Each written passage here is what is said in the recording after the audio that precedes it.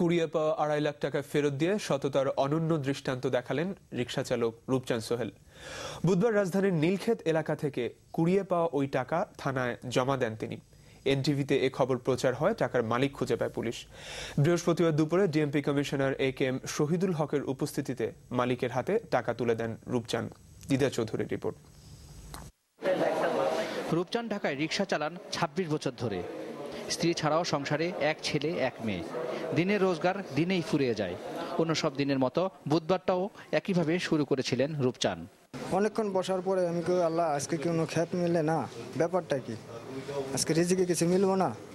তো এই মুহূর্তে হুজুর আইসে পরে কয় যাইবেন এলিফ্যান্ট রোড, আমি খাওয়া যাবো, 50 টাকা ভাড়া দিবেন। নীলক্ষেত মোড় পার হতেই দেখলেন একটি প্যাকেটটি খুলতেই দেখেন 5 বান্ডিল টাকা, সবগুলোই 500 টাকার নোট। প্রথমে কিছুটা ঘাবড়ে গেলেও পরক্ষণেই নিজেকে সামলে নেন রূপচাঁদ। রিকশার পাদানির উপরই রাখলেন ওই টাকা। পরে রিকশায় থাকা যাত্রীর পরামর্শে নিউ মার্কেট থানায় জমা দেন টাকাগুলো। এত টাকা দেখি আমার কাপ উঠে গেছে। আমি টাকা নিয়ে মনে হয় বাড়ি যেতে পারতাম না। হ্যাঁ, রাস্তা অ্যাক্সিডেন্ট হতো ভয়তে।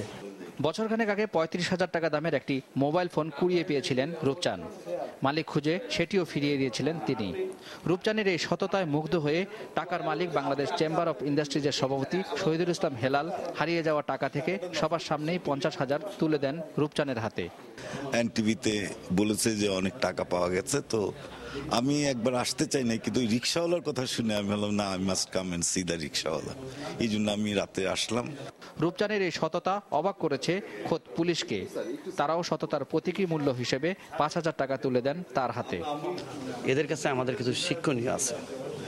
আমরা যখন জাতি হিসেবে অনেক নিচে চলে যাচ্ছি, তখন সে একটা অনেক বড় ধরনের কাজ করছে এবং আমার ভালো লেগেছে যে আমার থানায় এই ঘটনাটা ঘটেছে এবং আমার মাধ্যমে এটা সে আবার ফেরত পেল।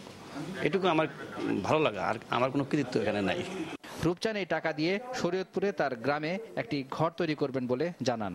অনিয়ম, দুর্নীতি, লোভ, লালসা আর সামাজিক অস্থিরতা যখন গ্রাস করছে মানুষকে, তখন সততা ও নির্লোভের এই দৃষ্টান্ত দেখালেন একজন সাধারণ রিকশা চালক। দিদা চৌধুরী, এনটিভি নিউজ, ঢাকা।